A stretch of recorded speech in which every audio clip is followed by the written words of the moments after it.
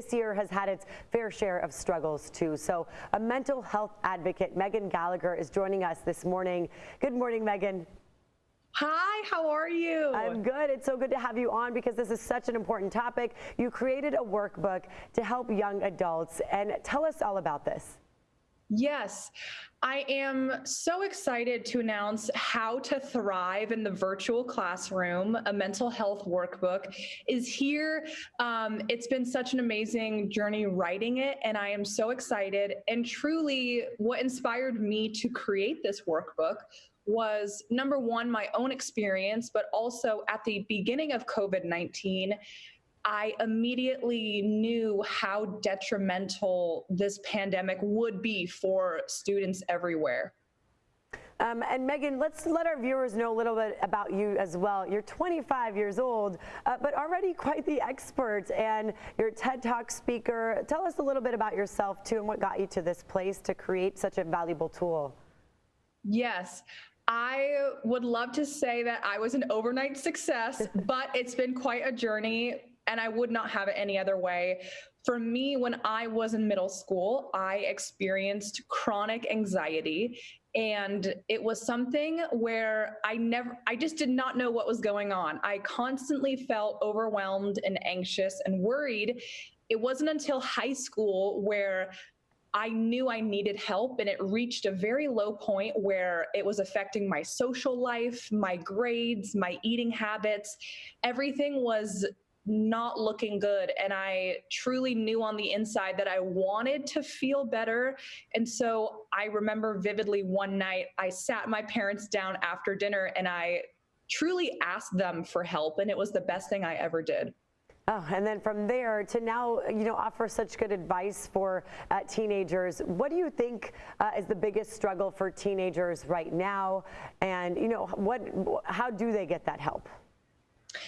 I would say the best tip is, number one, never feeling embarrassed or alone with any issue you're facing, because I often feel that whether it's anxiety or depression or suicidal thoughts, body dysmorphia, and eating disorder, it can make you feel that you're the only person who's ever felt that way, but it's so not true. And I think with any mental health issue, it just creates so many negative thoughts. So I would truly say, know that you're not alone. It's okay to ask for help.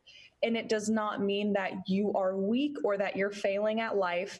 And really just to create a new stigma surrounding mental health and what it means to not be okay.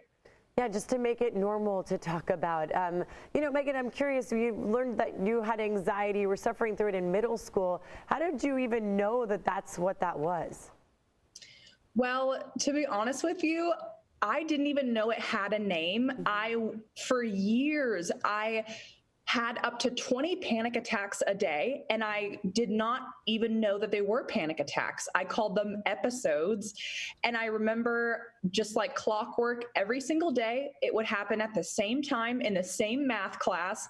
I could feel it coming on, and I would excuse myself to go to the restroom. And it was this repetitive cycle. I never knew the source of my feelings, and I never knew what was happening. So it wasn't until I was a sophomore in high school where I asked my parents for help. They put me into therapy, and I started learning that it was a real thing. And I started understanding who I was and why my mind worked that way. Yeah, and you hear about it a lot, especially, the pandemic, and as kids are starting to go back to the classroom, they're still dealing with anxiety, and it's just unfortunate to think people so young have panic attacks. I'm so sorry you went through that.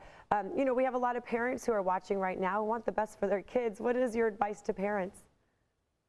My advice for parents would be to show up for your teenager, because I think often when we're trying to connect with our children, it can feel like we're pulling teeth sometimes, and you're speaking two different languages. So you can say, how are you feeling? How are you doing? But I think number one is just really showing up, not only physically, but also mentally and emotionally, and showing up and really understanding how your teenager communicates, and knowing that maybe they love to share how their day went, or maybe they're a little more reserved. Either way is perfectly okay.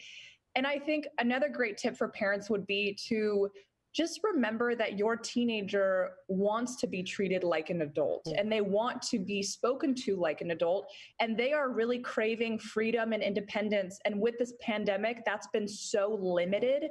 So really just allowing you to be supportive and kind and understanding, but also, use the best with what you have and at home, and making it fun. Yeah, Megan, that's such great advice. And seeing some of the clips of your workbook, you can see you're speaking to teens. I mean, there's emojis and texts and all the things, the way that kids communicate right now. So it's good to have you on. Thank you very much. Megan W. Gallagher, the website to go to. We appreciate you. Yes, thank you so much.